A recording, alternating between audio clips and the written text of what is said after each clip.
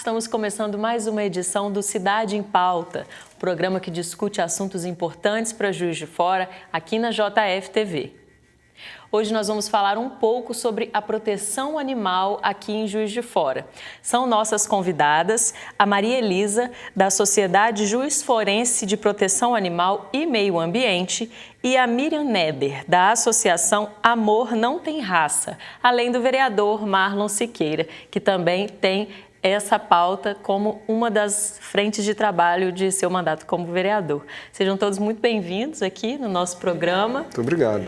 Vamos começar então falando da proteção animal aqui. Eu já quero saber como é que vocês se conheceram, quando que começou essa relação? Bom, eu conheci o Marlon por causa da Elisa, da SJPA.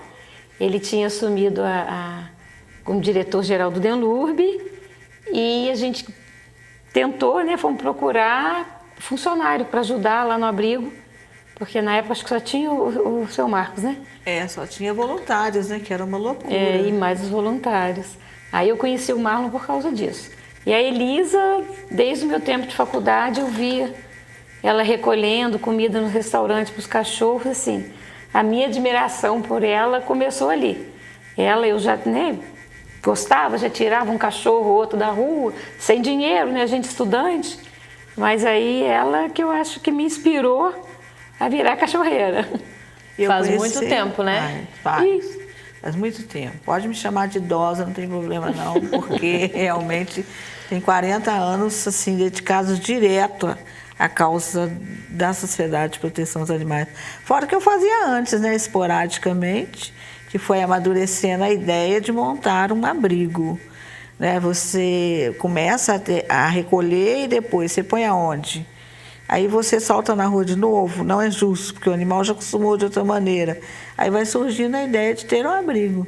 E eu conheci o Marlon lá no abrigo, né? Você foi até o abrigo em primeiro lugar, e a gente se conheceu, se tornou amigo, não só pessoal, né? Mas também amigos amantes da mesma causa.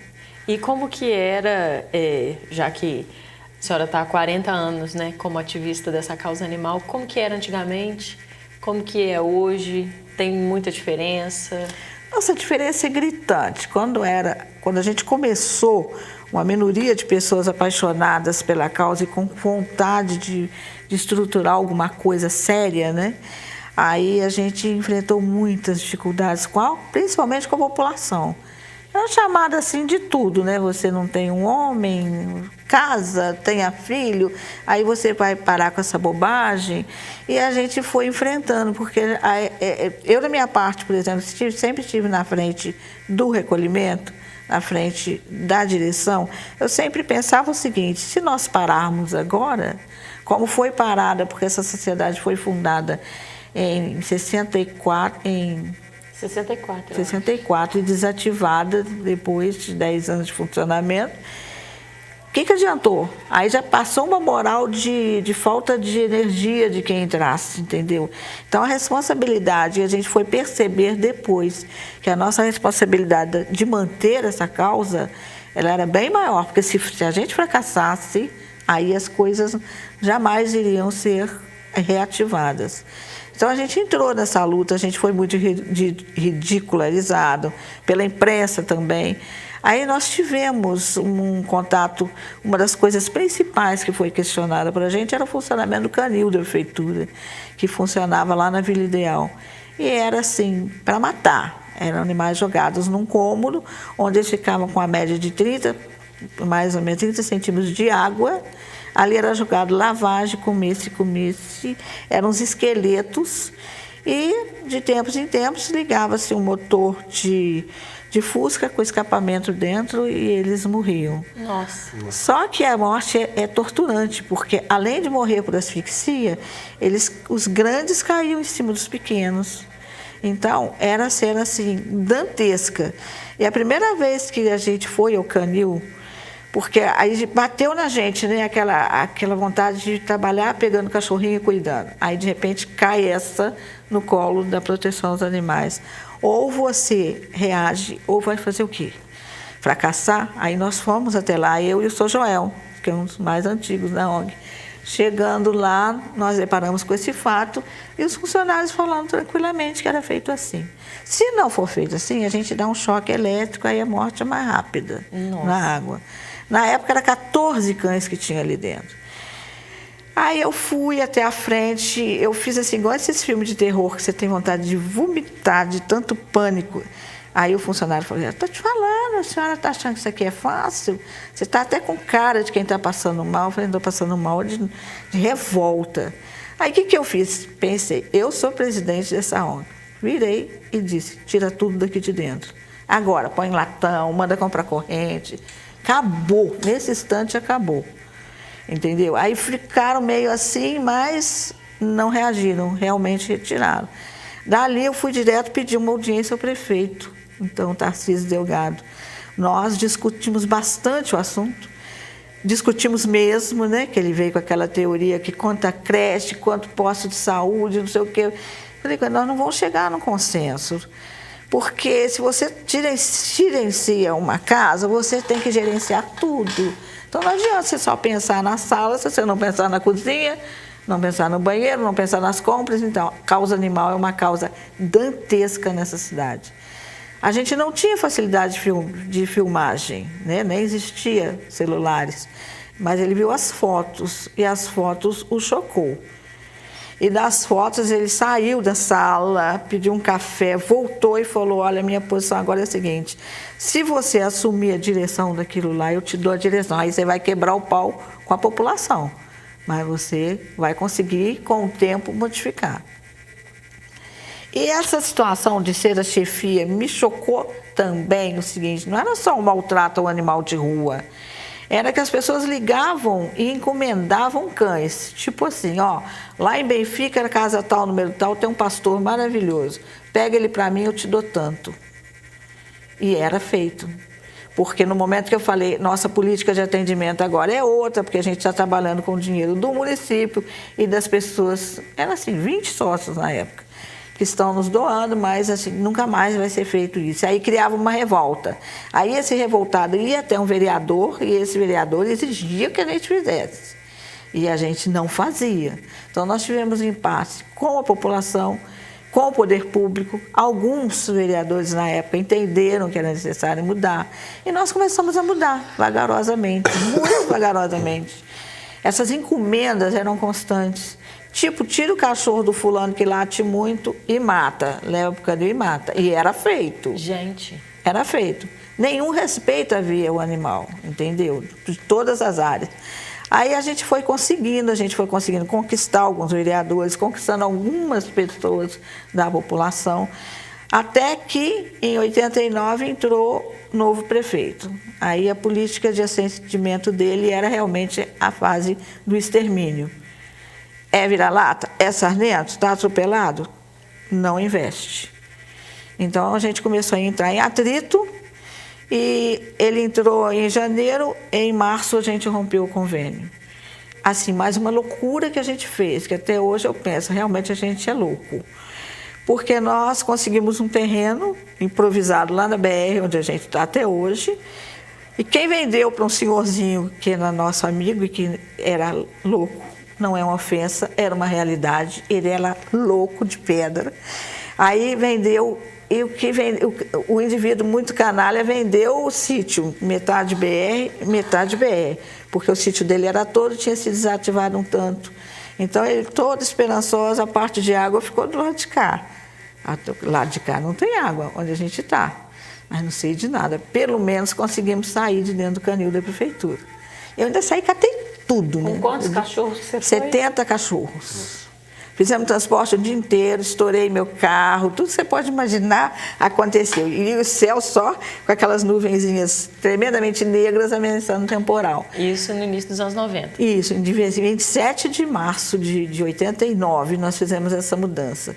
Em 27 de março de 89, por volta de 3 horas da manhã, caiu um temporal violentíssimo na cidade. Então, eu tinha o quê?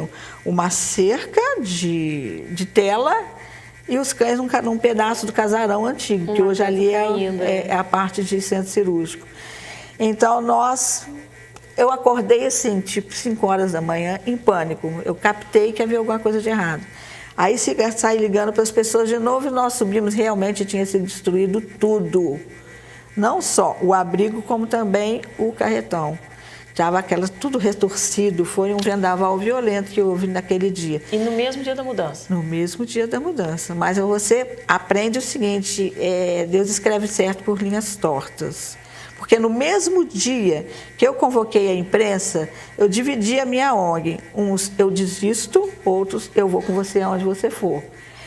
E no mesmo dia que eu pedi essa reunião, que no caso foi o jornal da época, que eu nem lembro qual era o nome, e a TV Globo.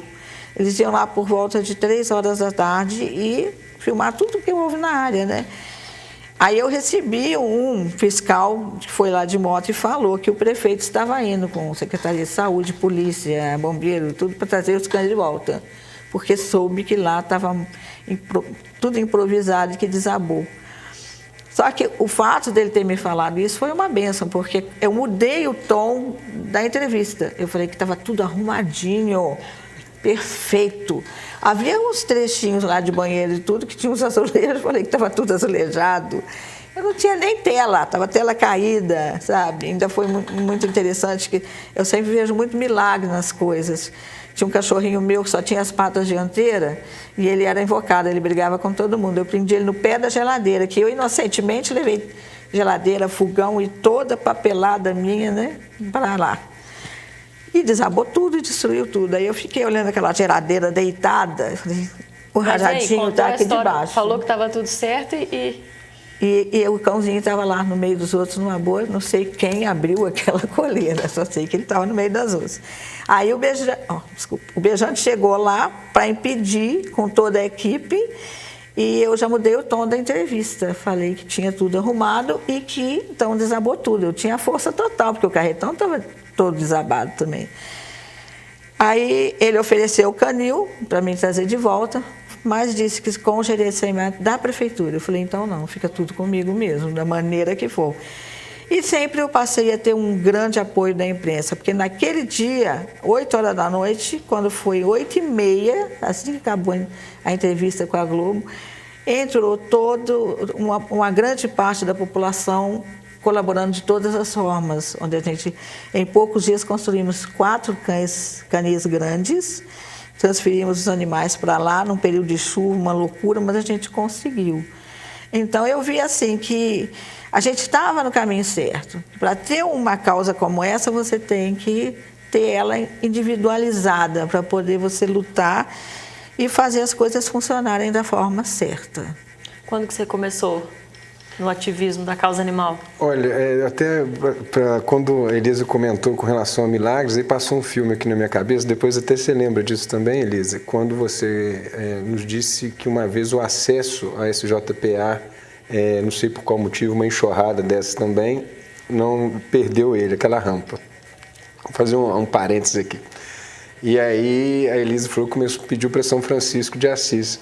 Não é que um caminhão de concreto tomba na curva da SJPA, usou o concreto para fazer toda a pavimentação. São Francisco de Assis foi lá e furou o pneu do carro. Ia perder o concreto e jogou lá na rampa. Jogou todo lá. Então, exatamente onde a Cesama falou para mim. Ou você coloca um caminhão de concreto aqui, ou então a gente... Aí você pensa, onde eu vou arranjar dinheiro para isso?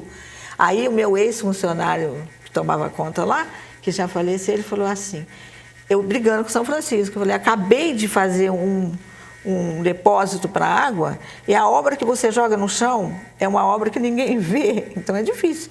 Gastei uma fortuna. Se você não tem celular, não tem internet, então você vai de porta em porta pedindo. Como é que uma semana depois eu vou lá de porta em porta pedindo de novo? Falei, não, São Francisco, se vira, põe um caminhão de concreto aqui. E saí de lá e fui para o meu trabalho. Com ela. No dia seguinte eu encontro aquele caminhão de concreto. Aí que eu te falo, você pode tomar, nossa, você tem que ver assim, cada milagre que bate no seu rosto, você vê, eu já sei. Eu até tenho uma brincadeira com a turma que me acompanha. Quando a situação está muito difícil, eu viro uma curva, dou de cara um caminhão de concreto para você falar, a resposta de Deus que vai me ajudar, você tranquilo, entendeu? Então, mas aí continua contando. Mas enfim, então eu tive a oportunidade, desde criança foi sempre algo que, eu sempre tive cachorros, meus pais também gostavam, né? Assim, era algo que a gente tinha uma atenção, sempre gostou muito. E quando eu fui convidado para ser diretor-presidente do DENLURB, na apresentação do diretor antigo, falando lá dos problemas, agora eu vou te falar de um problema, canil municipal. Internamente aqui, os próprios funcionários, né, já não vêm ali, não existia, assim, na verdade, tirando a Elisa, a Miriam, que são ativistas antigas na cidade, e outros tantos também, mas culturalmente, né, as pessoas achavam, né, igual a Elisa comentou, taxava de doida, né, enfim, situações que quem tem essa sensibilidade para com o animal, aquilo é nato dela e ela enfrenta tudo e todos para tentar ali alcançar seu objetivo, né, que é ajudar. Mas a própria cultura do DENLURB também, dos funcionários, né, das direções antigas, não era de apoio, não era de uma situação que deveria ter uma modificação. E quando a gente foi ali tomando pé de todas as situações, eu fui procurado pela proteção animal, por um grupo de pessoas, de ativistas, onde estavam aqui essas duas, com algumas reivindicações, né, e diretrizes.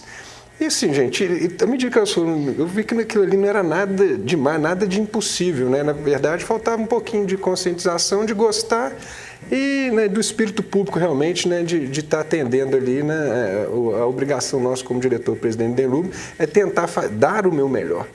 E aí, a demanda justa da proteção animal de Juiz de Fora, a gente conseguiu colocar em prática, né? Foi quando a gente ampliou o canil, né, com o número de baias. Na verdade, não é uma política que se deve aumentar o número de baias, mas as que existiam ali, a comida era jogada no chão, a gente colocou o coxo, né, Miriam? Né, a comida agora já era pós, né, as nossas primeiras ações. E a gente também não existia nenhum departamento no município que pudesse estar ali, ter um foco com relação à causa animal. Foi quando a gente mandei uma mensagem aqui para a Câmara, né, e foi aprovado por todos os vereadores à época a criação de um departamento de proteção animal.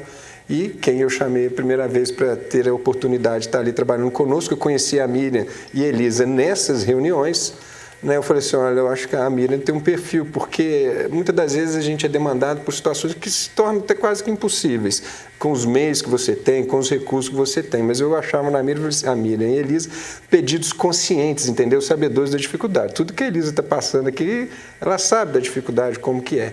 E aí eu falei assim, são pessoas conscientes que vai nos ajudar bastante. Então a gente teve a oportunidade de criar esse departamento e, pós isso, uma grande revolução dentro do canil, nas políticas públicas de proteção animal. Eu fiquei, né, quando existem na cidade dois grandes abrigos, né, que é o canil municipal e a Sociedade Florana de Proteção aos Animais. E a Elisa, até então, quando acabou o convênio, né, conforme você disse, você começou a trabalhar exclusivamente com voluntários.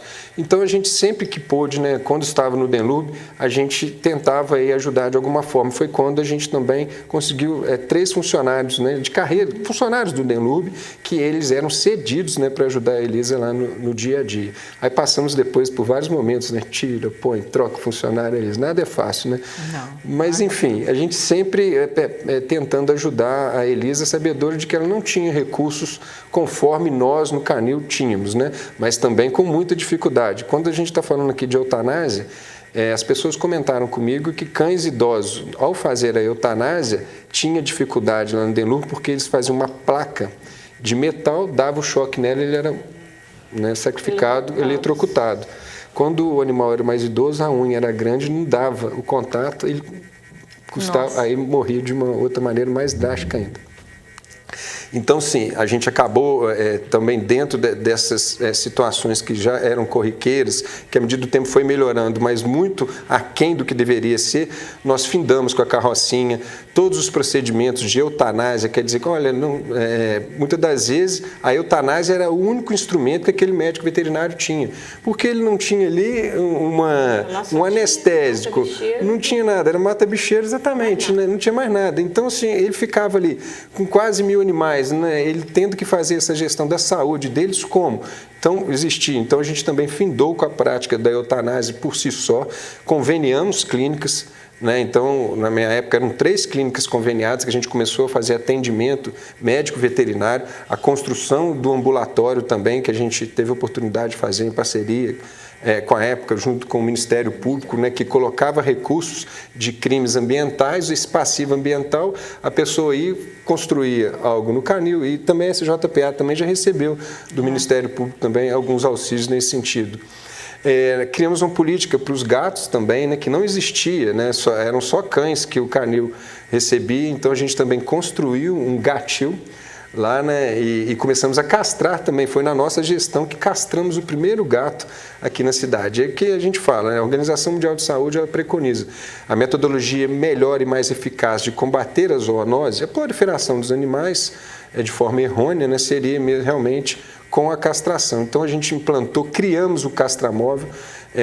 Eu nunca tinha ouvido falar em castramóvel, aí depois fiquei sabendo que até existia, mas nunca mesmo. Se eu tinha ouvido, foi no meu subconsciente. Em Minas tinha só um de só. E eu não sabia. E aí eu falei assim, no dia quando eu comecei, as pessoas, a própria proteção, a comentar comigo das falhas, falando que iam pessoas de carros bonitos e tal, indo levando animais para castrar nas clínicas conveniadas no programa do município. Eu falei, poxa, mas e aquele cidadão que mora na periferia, que não tem carro, não tem condição de transporte, o ônibus não pode levar um animal? Aí eu falei, vamos fazer uma castração itinerante, o castramóvel, porque aí sim a gente vai democratizar e levar realmente nas pessoas que precisam.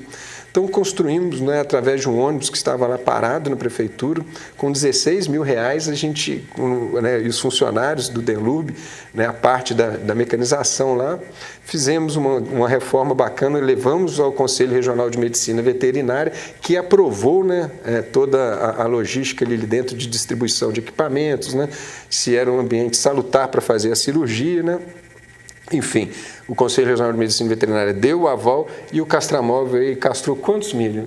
Quando eu estava lá, cerca de 25 mil. 25 mil animais. 25 mil animais, né? Com R$16 mil e muita boa vontade.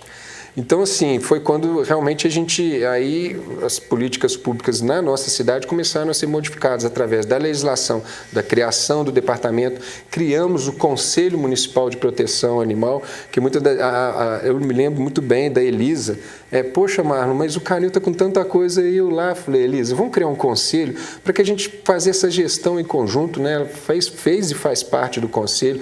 Infelizmente, a gente criou um fundo que até então, hoje, esse fundo não recebeu verba, né? Essas verbas são oriundas de projeto de lei que nós, como vereadores, aqui colocamos da multa por maus tratos. As emendas parlamentares a gente colocou diretamente na prefeitura, mas poderia ter colocado, sim, no fundo. Mas as emendas também é novo, né? É uma prática nova de emenda impositiva na Câmara, que a gente também tem a oportunidade, já ajudou a SJPA durante os 2 últimos anos, conseguir, junto também à Prefeitura, colocar a emenda parlamentar para a castração, conseguir, através do deputado Dimas Fabiano, a aquisição de um castramóvel novinho, que está inclusive parado lá, há mais de um ano, parado com a desculpa de que precisa de um engate de um veículo para fazer a remoção. Sabedor de que a Prefeitura tem centenas de carros alugados, a gente quer que só um carro que tenha um engate. Mas, enfim, então são situações que a nossa época teve uma boa vontade, uma conscientização nesse sentido, e que hoje, sim, a gente vê que mantém aquela sementinha que foi plantada, mas muita coisa, né? A cidade cresceu também, a cidade cresceu, eu acho que a gente deveria crescer na mesma proporção, com os atendimentos, com as castrações, e isso não está acontecendo. Na verdade, foi o contrário, né? Eu acho que até deu uma regredida, né? Então, assim, é algo que a gente está cobrando, né? Agora, essa questão do castramóvel não estar na periferia da nossa cidade, isso tem nos incomodado bastante, né? Recursos públicos, né, que foram ali comprados e um castramóvel parado lá no canil. Então, Vamos só fazer um intervalinho, então, para a gente dar uma respiradinha, o telespectador beber uma água e a gente já volta.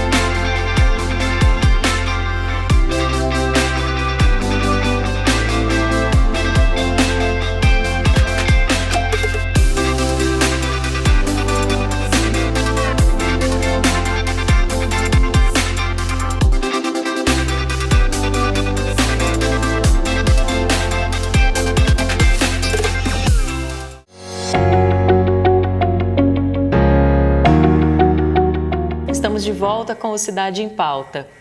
Vamos continuar falando então dessa questão da criação das políticas públicas, tudo, né, a quantidade de coisa que já foi feita, o que já andou e como que a gente está hoje. Você estava falando da questão do castramóvel. É uma política que foi estabelecida aqui em Juiz de Fora, funcionou bastante. Como é que está? Em que pé que estão essas coisas hoje? Olha, é fácil quando a gente apresenta números, né, e os números mostram a realidade. Quando a Miriam deixou o canil, Miriam, quantos animais existiam lá entre cães e gatos? Cerca de 520, 580. Eu tenho o número exato anotado, mas... E a prefeitura publicou semana passada que, salvo o melhor juízo, 60 gatos e mais de 900 cães. Então, sim, um casal de cachorro, qual que é a pirâmide? Eles sabem muito bem disso.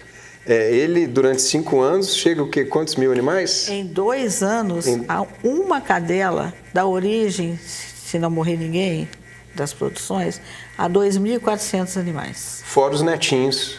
Não, assim, só ela. Você pega ela, aí você joga 6 filhotes fêmeas. Aí, daqui a 6 meses, as 6 filhotes fêmeas, mais ela, vai estar produzindo mais 6. E aí você vai fazendo a pirâmide, chega a 2.400, é assustador. Em 2 anos. E isso com detalhe, se é nas 6 fêmeas, se for um macho no meio, a reprodução ainda é maior, porque o macho ele não entra no cio, ele vai atrás da cadela no cio. E se ele encontrar uma aqui, outra ali, outra lá, ele vai cruzando todo mundo.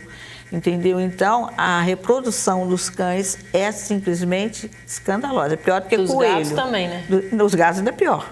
Porque a fêmea é assim, ela tem os filhotes. Se eles morrerem, ela engravida imediatamente. O macho induz ela ao cio, ela não tem aquele cio programado igual de cachorro. E mesmo assim, 2 meses depois, ela amamentando filhotes bem redondinhos, se ela tiver chance, ela vai ter outros. E vai amamentar as 2 criadas juntas. E por aí vai, de 6 em 6 E é isso que eu falo assim, se há 2 anos atrás a gente estava com o número X, hoje a gente está com o número 2X e o programa de castração está aquém do que deveria ser, então é matemática muito claro, está errado. Né? O município não está investindo em castração. Como que eles têm feito? Olha, fez um convênio com a ANPAR, né, Associação dos Municípios do Vale Paraibuna, é um consórcio de municípios do qual não é CIESP, né? Tem ANPAR e tem... Simpar, e a Simpar. Na verdade, o castramóvel da Simpar. Esse consórcio, ele tem um castramóvel, né? Então o município está contratando ele, mas contrata. Ele atende várias cidades. Atende várias cidades, então ele não está sempre disponível. Pouco, aqui em Juiz de Fora, vamos falar dos dias de semana, imaginemos, são 4 semanas no mês, 5 vezes 4, 20. Dos 20 fica 1, 2 dias, não vai na periferia, ele é um caminhão muito grande. Então assim, não vai. Mira, a gente ia para o Grandes Betânia, a gente ia na zona rural. Parque das Águas, zona rural. Esse da ANPAR, por exemplo, da Simpar, ele não vai na zona rural de jeito nenhum. Ele vai lá em Rosário, passar 7, 8 quilômetros de estrada de chão. Ele não vai no abrigo, né? Ele não vai no abrigo. Não vai no abrigo. Olha só, o abrigo, gente. E quantas vezes o outro castramóvel nosso foi lá? Inúmeras vezes. E funcionando 3 vezes ao mês, 3 ou 4 dias ao mês, numa cidade de 700 mil habitantes, não é nada. Não é nada. Não faz coisa. Então, assim, a gente vê que realmente está tendo. E aí, agora, a situação dos animais de raças mais perigosas, que eles falam, que é o Pitbull, o Rottweiler e o Doberman. Já envolve até uma questão de segurança, né? Que o Corpo de Bombeiros está envolvido. Está envolvido, uma normativa do Estado, aí o município joga para o Estado joga. Enfim, está tendo toda uma situação. Aí está colocando esses animais no nosso parque de exposição. Né? Enfim, então hoje o Parque de Exposição, que antigamente abrigava eventos agropecuários, os eventos agropecuários estão sendo aí em locais inadequados porque a gente hoje não tem parque de exposição. Por que também não tem um parque de exposição? Além deles estarem com esses animais, que é uma superlotação, há questões aí da política apresentada para a agropecuária na nossa cidade, aquém do que deveria ser, do que foi no passado. Mas, enfim, essa não é a situação. Infelizmente, as baias de cavalo lá, né, onde tem os animais que são ali expostos, hoje tem pitbull. Então, além do nosso canil, se a gente está falando dessa população que existe, em torno de 900 cães e 60 gatos, mais os que estão ali no parque de exposição. Então, enfim, são situações que nós lá atrás a gente vinha alertando, vinha colocando a situação e não adianta. O tempo, né, ele é o senhor da verdade. A gente sabe que um casal de cachorro em 2 anos é 2.400 mil animais. A gente sabe que se não, há 2 anos atrás a gente falou, gente, faz assim. E não fez, e hoje a gente está pagando aí o preço por políticas não organizadas, né, e vontade realmente de acontecer. E eu, como vereador, a gente fica muito feliz porque eu institucionalizei, existia uma comissão especial, eu fiz ela aqui com uma comissão permanente de proteção animal nessa casa. E vários avanços, né? Outros vereadores têm colaborado muito também com a causa animal, deputados estaduais, deputados federais, até volto a repetir que o deputado Dimas Fabiano colocou recursos das emendas parlamentares dele na castração, também tentando esse JPA de alguma forma, né? A gente está tentando ajudar. Então, enfim, melhorou muito, né? Contando o que a Elisa falou e contando onde a gente está agora, está muito bom. A gente teria alguma noção, alguma ideia assim, de quais são os empecilhos para executar alguma política como essa? Seria questão orçamentária? O próprio Simpar, ele é um consórcio, né? Porque me parece até, tem sido noticiado que tem chegado emendas, né? Então, assim, acho que falta muito vontade política mesmo do prefeito, né? Porque veterinário hoje tem, né? Sim, eu frequento cidades pequenas, faz concurso, isso tem. É algo, acho que à medida que a sociedade, né, tem se mobilizado muito, sensibilizado com a causa animal, a gente também vê que o poder público responde à demanda da população. Então, é o meu caso. Eu, quando diretor-presidente, respondi à demanda dos protetores. E foi tudo conquistado, tudo a gente. Eles falaram, Marla, assim, tal, não sei o quê. E eu fui ali aquela ponte, né, que com o maior prazer, né, a gente veio excelentes resultados. A Mira, à época, estava à frente, recebendo telefonemas de outras cidades, até fora do estado.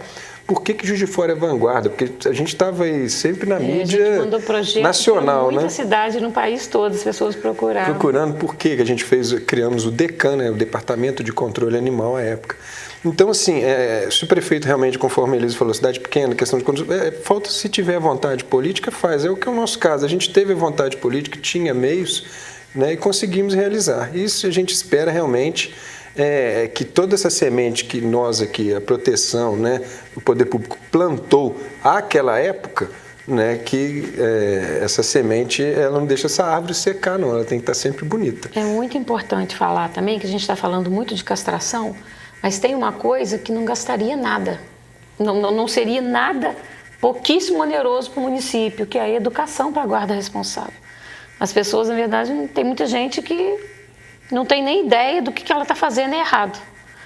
Então, assim, eu acho que tem que ter um programa de castração, temos certeza, né, que a gente precisa do programa de castração efetivo, que ele tem que funcionar aí de segunda a sábado, de janeiro a janeiro, mas aliado ao programa de castração, a gente precisa da educação para a guarda responsável e punição para os crimes de maus tratos, que a gente tem muita dificuldade de ser atendido pela polícia, de que aquele crime ali chegue lá numa punição de acordo com a lei. Então, assim, educar a população é uma coisa que a prefeitura gastaria muito pouco. A gente criou esse assunto pode ir para as escolas. A Miriam hoje está conosco no nosso gabinete, né? Então, assim, a gente sempre, as ideias, né, com relação às políticas de proteção animal, a gente trabalha em conjunto e criamos, né, Miriam, o Amicão na escola. Então, é exatamente para que as escolas, né, um projeto autorizativo para que a escola tenha um animal adotado, né, por toda a direção, alunos, toda a comunidade escolar, exatamente, para que ela possa ter ali, né, vai ter aquele cuidado, como faz, como não faz, aquele amor, porque vai ser um adulto mais responsável, mais consciente. Então, essa questão da conscientização é fundamental. E até fala um pouquinho da sua ONG, né, Miriam? Amor não tem raça. Porque quando a gente, muitas das vezes, a Miriam foi um evento que ela foi participar de eventos de adoção. Ela falou assim, mas parece que aquele público ali era um pouquinho para quem gosta mais de cães de raça. Eu falei assim, então o seu número é sugestivo, seu nome da ONG realmente é sugestivo, né? Amor não tem raça. E é esse animal que a gente tem que trabalhar, é isso que a gente fala que sempre. Não comprar animal, né? A gente tem tantas oportunidades, você vai lá na Elisa, por exemplo, você vai encontrar lá de várias cores, vários temperamentos, vários tamanhos, você vai encontrar encontrar o que você está procurando lá, eu não tenho dúvida. Até mesmo no Canil Municipal, lá no, como você chama lá o seu... Na creche. Na creche, lá não é abrigo não, lá é creche. E hoje também, quando eu falo de conscientização, a Elisa vai concordar comigo, nós chegamos num gargalo. Por quê? 90% dos animais que nós resgatamos são vira-latas adultos de porte médio, que são os menos procurados para adoção. As pessoas ou querem porte pequeno ou querem cães de raça. Então, assim, a gente resgata a creche, por exemplo, eu não posso resgatar nenhum. Uma diretora nossa resgatou 2 esse dia e levou para casa. Amanhã eu vou resgatar um, vou levar para dentro do meu apartamento. Porque lá a gente estipulou um limite e não vamos ultrapassá-lo. Então, assim, se as pessoas... além da gente procurar um bom adotante, a gente tem que convencer esse bom adotante, né, Elisa, de que o cachorro de 15 quilos vai ocupar o mesmo espaço do de 10, do de 9. Então, assim, está ficando cada vez, sem conscientização, está ficando cada vez mais difícil para a gente ajudar. Porque para a gente ajudar, a gente tem que doar. Depois da pandemia, as coisas pioraram. As coisas melhoraram de uns tempos para cá em relação à população ser mais afetiva animal e não deixar eles morrendo na rua, como acontecia antes, né? Que muitos deles apodreciam na rua, comidos por formiga, na época que nós começamos a ONG, mas a pandemia facilitou. Primeiro, eles abandonaram porque havia realmente uma tragédia dentro da casa. Aí vão lá, justifica, tá? O vizinho denunciava, você ia verificar realmente acontecer, mas ninguém denunciava, mas não garantia denúncia. Então você não tinha como provar e alguns deles até a gente retornou para casa nesse processo de conscientização. Mas depois que a pandemia acalmou um pouco, o abandono continua. Hoje eu tive na porta do abrigo uma cadelinha maravilhosa, toda dengosa, amarrada lá de madrugada. Por quê? Por que não procura? Vamos tentar resolver aí mesmo, entendeu? Então, nós temos a política social da nossa ONG mudou.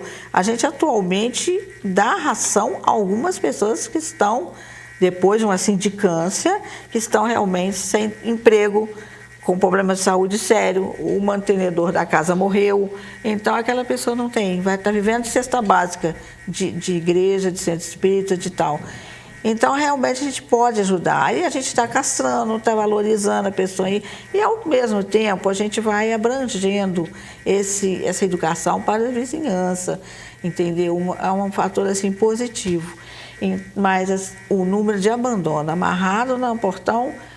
Eu não sei se você viu aquele pitbull, aquele senhor Madruga, sim, que abandonaram às 3 horas da manhã na minha casa. Eu só consegui tirar ele às 3 horas da tarde. Isso com o meu filho e a namorada dele. Porque eu não consegui ninguém para tirar. Ninguém. O Denlurb não tira, o Corpo de Bombeiros só tira se o Átila autorizasse, ninguém autorizou. Agora estava na porta da proteção aos animais.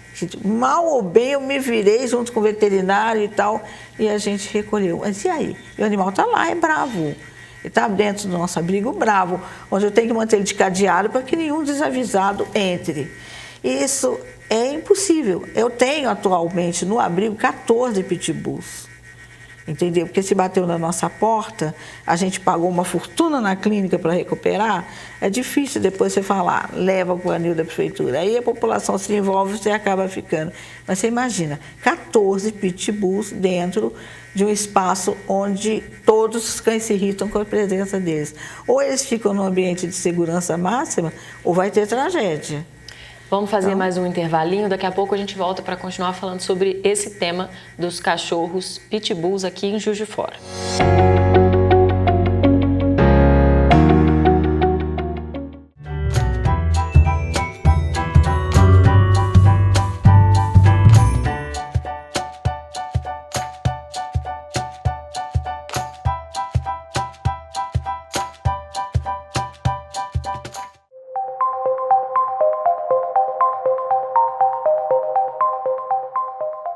Ei pessoal, a 5ª temporada do Resgatando Juiz de Fora já está no ar. Juiz de Fora, comércio e memória. Eu te convido a resgatar junto comigo as memórias da nossa cidade. Se você é apaixonado por Juiz de Fora, você precisa assistir ao nosso programa. Tem episódio novo todos os sábados, às 2 da tarde, no canal 35.1 da JF TV ou no YouTube, Câmara Municipal JF. Eu te espero lá.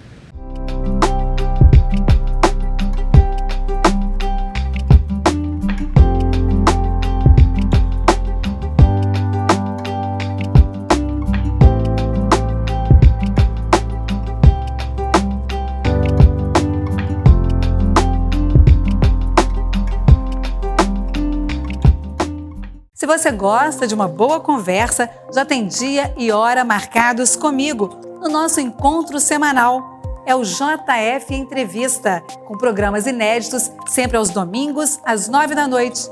E tem reprises às terças e sextas-feiras, às 10 da noite. Eu sou Marise Baesso e conto com a sua audiência no JF Entrevista.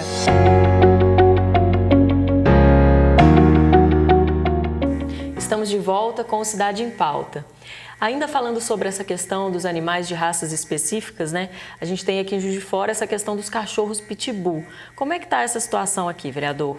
Olha, é importante, a problemática, né, da causa animal, ela é extensa. Quando a gente fala dos animais de raças específicas, a gente também não pode deixar de falar também dos animais silvestres, dos animais de produção, o fim das carroças também, né, que a gente foi proposta aqui também, oriunda da Câmara Municipal de Juiz de Fora, é uma discussão muito ampla. Especificamente, quando a gente fala de animais de raças especiais, precisam de políticas públicas que façam ali, que venham desde o embrião. Quando eu digo do embrião, é nós irmos nas escolas, né, explicar o que é você ser tutor de um animal que tem essa raça específica, né, que tem aquela predisposição. Pode ser um pitbull, Rottweiler? Pode ser um pitbull, Rottweiler, Doberman, né, o que eles caracterizam mais, mas também quem incentiva esse animal a ficar com aquela postura é o tutor dele, né? Então a gente também tem que trabalhar na conscientização desse tutor. Conscientização, né, de toda essa convivência, que nós convivemos aqui em Juiz de Fora com as capivaras que estão na Avenida Brasil, proliferando, né, toda hora a gente vê um acidente, morte, né, através de atropelamentos de carros, né, que passam ali por cima das capivaras que estão ali. E aí a gente não vê nenhuma política, né, juntamente com os órgãos competentes, de controle dessa população. Eu, quando fui diretor à época, a gente foi até o governo do Estado de Minas Gerais. Há toda ali uma situação de pegar o macho alfa, tentar tirar ele do seu habitat ali, enfim. São N situações que precisam realmente ser discutidas com políticas públicas, né, que a gente tenha início, meio e fim. Né? Então, são situações importantes que a gente tem que conversar bastante. Então, raças especiais, é o governo do Estado de Minas Gerais ter ali uma conversa com o município e sabedores que ambos trabalham para a população. Então, esses dois órgãos, entes da federação, unidos, vão conseguir melhorar e atenuar esse grave problema que existe aqui em Juiz de Fora, já visto que eles estão utilizando lá o nosso parque de exposição, tão importante e querido pela população de Juiz de Fora. Hoje as baias onde estavam cavalos, animais que eram ali expostos, hoje está com o pitbull quebrando um galho, podemos dizer assim. Então a gente precisa realmente de haver essa discussão, uma discussão em alto nível e ser resolutivo. Inclusive aquela nossa legislação da cadelinha Millie, que está simbolizando, né, uma cachorrinha aqui no centro, que o tutor dela julgou ela da janela, né, e ela veio a óbito. E foi um crime de comoção nacional, e onde a gente, aqui no município, colocamos, eu já havia feito no passado, a multa quando eu cheguei na Câmara Municipal em 2017, era de R$300, eu passei para R$1.000, e agora nessa legislatura eu coloquei R$3.000. Então, crime de maus tratos é R$3.000. Aí a gente vai falar da ineficácia da legislação pelo não cumprimento.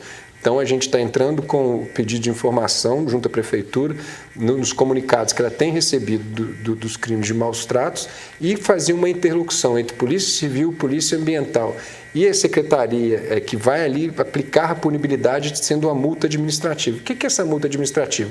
O CPF daquele cidadão vai haver uma dívida para com o município. Né? Então, a gente precisa de fazer com que a legislação da cadelinha Millie seja colocada em prática. Não é que a gente quer multar, cobrar, não é uma questão financeira, não, mas pelo menos que dê exemplo, né, para que as pessoas não cometam esse ato falho. Lembrando que vai mexer com o bolso, né, que aí muitas pessoas ficam até temerosas nesse sentido. Então, essa questão da multa é mais realmente para que sirva de lição aí esse ato falho por parte da população. Com certeza, se essa multa de R$3.000 funcionar mesmo efetivamente, eu tenho certeza que diminui os maus tratos. Mas ela tem que funcionar, a pessoa tem que ter medo de pagar os R$3.000. Já que ela não tem compaixão pelo animal, ela tem que deixar de maltratar, porque senão ela vai ter que pagar R$3.000. E como a gente estava conversando aqui no intervalo, Juiz de Fora tem uma legislação de proteção animal maravilhosa. Minas é o estado mais avançado no país, com leis de proteção animal.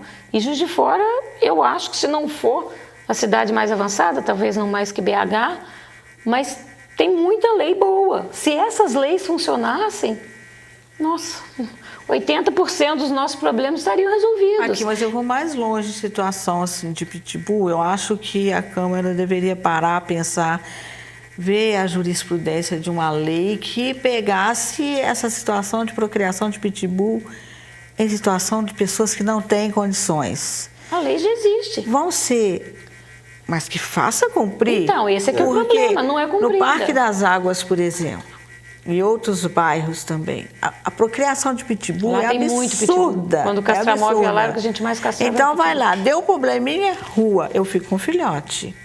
Deu outro probleminha, vou ficar com o outro filhote, esse vai para a rua também. Então você vendo o animal entrar e sair naquela residência, com toda a relação, sendo expulso, aumentando a agressividade, entendeu? E aquele cidadão continua vendendo filhotinho de pitbull.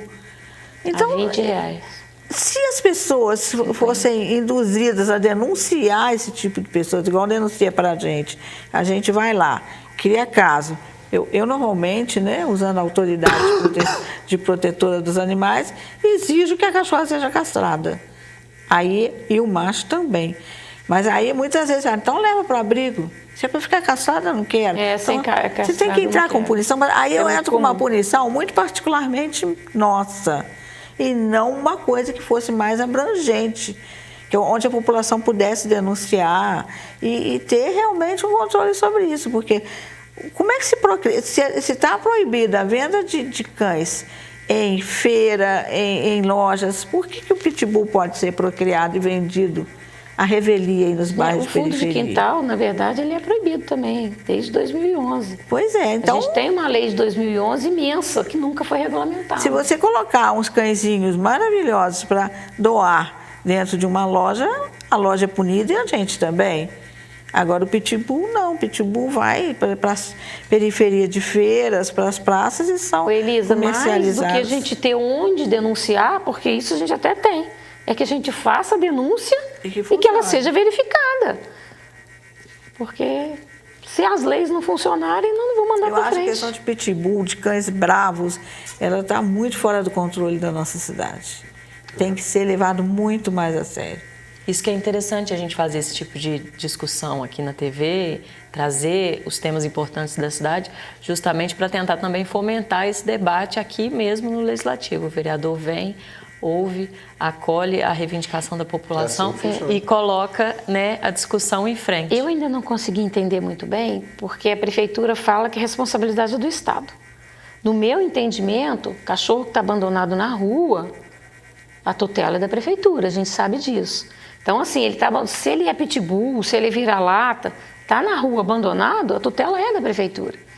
Então, assim, só que a Prefeitura fala que é do Estado. Eu não consegui muito bem entender ainda por que para os pitbulls não. O recolhimento é até do Estado, né, do Corpo de Bombeiros, porque ele requer ali uma... Sim, mas ele entrega para quem? Mas aonde vai entregar? Tem que ser Prefeitura, né? Vamos falar... Sempre foi, né? Agora... Vamos falar um pouquinho, então, sobre adoção. Já que a gente está aqui com vocês duas, que são ativistas, né, da causa, que mantêm também ONGs, né, de acolhimento, como é que está funcionando, como é que tem funcionado aqui em Juiz de Fora essa questão de adoção responsável? A consciência do adotante melhorou muito, de quem adota, de quem procura. Antigamente, sei lá, até 10 anos atrás, 8 anos atrás, a gente tinha que negar, mas a gente negava muito mais do que doava. Hoje é difícil, o adotante que nos procura não está apto à adoção, muito difícil. A maioria, é claro que tem um ou outro que você ainda tem que... Mas a maioria adaptando, com o cãozinho certo, vai dando... Né, as coisas vão se ajeitando. Hoje nós doamos cães. Eles saem de lá castrados, vacinados, microchipados. Né, se ele tiver mais de 6 meses, se tiver menos de 6, a gente já sai com a castração agendada para aquele mês, a gente arca com essa castração, aí ele vai ser microchipado na castração.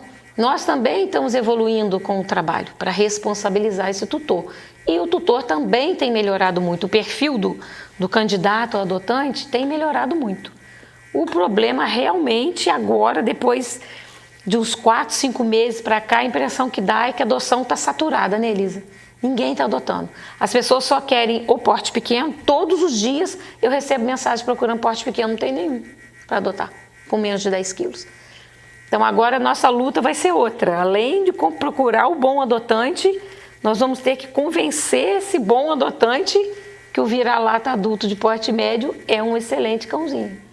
E tem a questão também que me ocorreu aqui ao longo da nossa conversa, da singularidade, né, entre o protetor e aquele protetor também que acaba se tornando um acumulador de animais, e isso vai entrar para a questão dos maus tratos. Como é que isso tem sido visto aqui em Juiz de Fora, fiscalizado? Vocês que estão, né, nessa luta, como é que vocês enxergam essa questão? A acumulação é um problema seríssimo. Eu me lembro quando eu estava até de uma denúncia que você fez no Alex, o Alex passou para eu resolver. Alex é o promotor. É o promotor do meio ambiente. Eu consegui esvaziar 19 casas de acumulador. Mas assim, é um trabalho que tem que ter várias secretarias envolvidas. A gente ia com o CAPES, ia com a saúde mental, muito difícil. Eu fazia um documento que o promotor falava assim comigo, Miriam, isso não vale nada. Eu falei, mas eu faço. Eu redigia um documento para a pessoa assinar, se comprometendo a não recolher mais nenhum. E aí eu não podia pegar 50 cachorros e levar para o canil num dia. Aí a gente foi castrando esses animais, ia doando primeiro os mais fáceis, os pequenos, os de raça. Isso quando a pessoa deixa doar, né? Porque aqueles desequilibrados mesmo. Pois é. Não deixa nem você entrar na casa. A maioria Então, por isso que eu estou falando, é um trabalho difícil. O acumulador, quando ele não é normal, ele é um problema seríssimo. Ele é problema para a vizinhança, ele é problema para o animal. Eu já tive acumulador que eu entrei na casa e todos os cães não tinham mais pelo. Eram todos sarmentos. Isso acontece muito nas casas de acumulador. E a pessoa também. E não deixa nem assim, que é um vizinho que quer adotar, não. E essa fiscalização quem faz? É a polícia? Ninguém. Denúncia, né? Tem denúncia que a polícia vai. Mas normalmente é a proteção dos animais que vai. É uma coisa que você resolve. Todos esses que a gente conseguiu resolver foi ao longo de 2, 3 anos. Se existir uma hoje, né, chegasse a denúncia para o Denlub, ele não tem condição de levar para lá porque está superlotado. Mas ele pode castrar, ele pode tentar ajudar na doação. Então, quando não tem castração, aí é acumulador lotado, é canil lotado, assim, aí a política, ela sai onerosa, uma bola de neve, uma bola de pelo. Aqui, uma bola de pelo enorme. O que está acontecendo com o canil municipal, a Elisa está lá, é o segundo maior canil, né, de Juiz de Fora, e já foi o primeiro durante muito tempo. Outra coisa. Né? São quantos animais? Todas as estruturas, sobre guarda da sociedade, ultrapassa 600. Olha só. Você imagina o que é 6.250 de ração de cachorro por semana. Aí você vai contar com a de filhote, com a de gato, medicação, combustível, porque é lá na BR-040. Castração. Clínica, castração. A gente tem que pagar a castração, onera muito. É um dinheiro que nós poderíamos usar com outras coisas. A gente paga lá de 20 a 30 por mês, porque não é só dos que a gente resgata. A gente ajuda animais de situação de família, né, em situação de vulnerabilidade. E a Elisa tocou numa coisa muito importante, que é a zoonose. Aqui na nossa cidade, se não me engano, é só um departamento. E ao que me consta, falta muita coisa. Falta motorista, falta carro, falta gasolina. Geladeira. Então, assim, falta geladeira. Um departamento de zoonose que não funciona, hoje nós temos um problema seríssimo da esporotricose. Você deve recolher direto o gato com esporotricose. Hoje eu me pediram ajuda para um gato com esporotricose. Falei assim, posso pagar a consulta, pagar o exame, mas não tem onde colocar. É uma zoonose horrorosa, é uma doença ruim de curar. Se tiver alguma deficiência de fígado, rins, esses órgãos principais, ela pode atacar e matar a pessoa em pouco tempo, e a pessoa nem fica sabendo. Eu convivi num determinado bairro, uma senhora que ia na minha casa, toda vez pedir alguma coisa, o açúcar, o café, a gente tinha uma relação afetiva. Um dia ela chegou, me pediu o recolhimento de um cão, que estava com a barriga toda numa ferida, um filhote, e parecia que mexia, mas não era bicheira. Eu levei esse cão para uma clínica e ficou uma situação confusa e o dono de um laboratório pesquisou junto com o veterinário, chegou à conclusão de uma bactéria violentíssima. E esse cãozinho, inclusive, perdeu o piruzinho, ele só ficou com uma pontinha, viveu anos com a gente. Aí, essa bactéria, esse dono do laboratório, passou para mim um papel do laboratório com o nome, para ver se eu aparecesse outro cão na mesma região, a gente iria tratar da mesma forma, porque foi difícil chegar. Essa senhora chegou na minha casa com um ferimento idêntico. Ela que tinha recolhido o cão. Ela que vivia naquela casa, aquele casebre assim, um atrás do outro, tudo lixo. Aí eu peguei, passei esse nome e falei, fala com a sua médica que um cão morreu, foi recolhido dessa forma, juntinho da sua casa. Você que recolheu, tratou e trouxe para mim. Sabe o que a médica fez do SUS? Rasgou o papel e falou assim, pergunta para ela em qual faculdade ela se formou em medicina. E ignorou, passou um remedinho que eu mesma teria sugerido para aquela senhora. É necessário realmente muita conscientização da sociedade, muita geral. discussão, E né? a esporotricose, né, Elisa? As pessoas acham, eles me mandam foto, o gato acho que foi atropelado, colocaram fogo no gato. E a gente que não é veterinário vê que pode ser esporotricose. As pessoas pegam os gatinhos achando que eles estão machucados, estão queimados. Passa remedinho e etc, se o gato for mansinho, até o momento que ele descobre que não está dando conta. E a esporotricose no ser humano, ela aparece através de caroços. Caroço interno, você passa onde tem um carocinho, tem outro. Até que ela evolui ao ponto de um médico desconfiar que é um fungo violento desse, ela já consumiu a boa resistência do indivíduo. É saúde pública mesmo. Saúde pública. O animal, é o que a gente sempre bate, né, Marlon? Sempre falando sobre isso, o conceito de saúde única. Uma cidade não pode estar bem, as pessoas não podem, né, viverem bem se os animais e o meio ambiente não estiverem bem. Então a pessoa acha muitas vezes, vai gastar dinheiro com cachorro. O animal na rua, ele está ali provocando acidente, mordedura, transmitindo zoonose. Então, assim, quem não faz por compaixão, que faça pela saúde pública. Hoje, né, a gente usa esse termo, família multiespécie, né? Todos nós aqui, eu não sei você, mas eu tenho a filha, tenho obviamente, a Elisa tem só 600, né, animais. Né? Pequeno detalhe. Pequeno detalhe. Mas, então, assim, esse cuidado é uma realidade, né? A gente está realmente trazendo os animais para dentro de casa, né? Eles estão passivos ali de pegar algumas doenças. Então, se a gente, quando fala que Juiz de Fora é uma cidade do porte que é, né, não ter um departamento de zoonose, né, assim, estruturado, com os devidos equipamentos, com as visitas, se a gente vai conversar ali com funcionários, assim, eles estão ali petição, uma reclamação só pela falta de estrutura. Então, quando política pública tem que ser feita conforme a saúde única, né, e a gente tem que pensar em tudo. Né? Não é que você está dedicando sua energia para X, você vai esquecer de Y. É dividir as energias realmente, né? Então, e essa conscientização que a gente sempre fala. A Câmara Municipal tem uma comissão, a Prefeitura tem um departamento específico, né? Nós temos os protetores que eu falo, os melhores protetores do Brasil estão aqui em Juiz de Fora. Né? Então, se não fossem eles, a gente não estaria ali com uma melhora substancial, mas realmente ainda tem que melhorar bastante, não deixar piorar de maneira alguma. Então, realmente conversar, conscientizar, e a gente está aqui nesse bate-papo que é muito importante, né? A pessoa que está lá vendo o JF TV Câmara, né, tendo a oportunidade aqui de conversar, de entender, ver, né, o que a Elisa fez lá no passado, né, o sofrimento que foi, né, quando ela vê um motor de Fusca ligado para fazer a eutanásia. Os animais, né?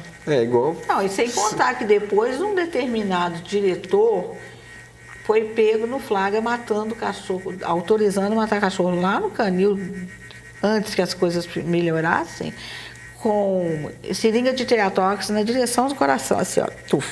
Aí jogava para lá, o animal estribuchando no chão, até que um dos funcionários revoltados me denunciou. Eu fui até lá, consegui ver o fato, levei a TV, aí o cineasta com aparelhagem que não filma, não, estou esperando a repórter, eu não posso filmar. Na verdade, ele estava filmando. E essa filmagem foi para a TV à noite. A reportagem a gente não conseguiu fazer. Aí qual foi a solução? Olha como é que o nosso país é, como a gente conseguiu já evoluir na seriedade. Eu chamei a polícia. O carro de polícia que estava fazendo a ocorrência, para mim, a ocorrência séria, ele recebeu o outro carro de polícia, só com comandantes maiores que ele, que mandou ele embora e fez uma ocorrência como se eu estivesse tumultuando o ambiente. Passível de ser processada por estar dentro de uma coisa municipal tumultuando. É uma luta, né, gente? Aí, o carro saiu dali, a caminhonete saiu dali em direção à delegacia. Só que eu não fui para a delegacia. Eu fui impedida de sair logo atrás. Enquanto isso, a caminhonete sumiu. Desapareceu com aqueles cães. Só que, na verdade, o cineasta estava filmando. Aí apareceu a caminhonete saindo com aqueles cães trepidando dentro da caminhonete. E aí depois eu encontrei com a repórter fora de lá, fiz a reportagem e saiu 8 horas da noite. Eu quase fui linchada, né?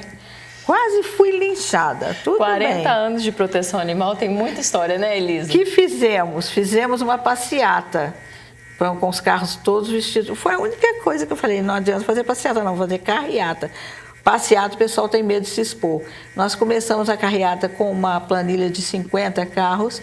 Quando nós conseguimos sair lá da praça, perto da TV Integração, e para ir para o Carrefour, fazendo um domingo, a Rio Branco estava cheia de carro. Então, assim, foi um apoio total. Daí, esse diretor do Delurbe contratou o veterinário, parou com a política de morte de qualquer maneira, tirou o funcionário assassino de lá, valeu. Foi a única coisa que a gente conseguiu fazer, foi aquela carreata, mas foi simplesmente maravilhoso o apoio da população. Pessoal, eu queria agradecer muito a presença de vocês aqui hoje no nosso programa, contando essas histórias, trazendo aqui para quem está assistindo a gente em casa toda essa discussão, né, relacionada à proteção dos animais. Muito obrigada pela presença de vocês. Esse foi, então, o Cidade em Pauta, aqui na JF-TV, discutindo sempre todos os assuntos que são importantes aqui para Juiz de Fora. Programas inéditos toda segunda-feira, às 9 da noite, e o reprise toda quarta e sexta, também às 9 da noite. Eu conto com a sua audiência.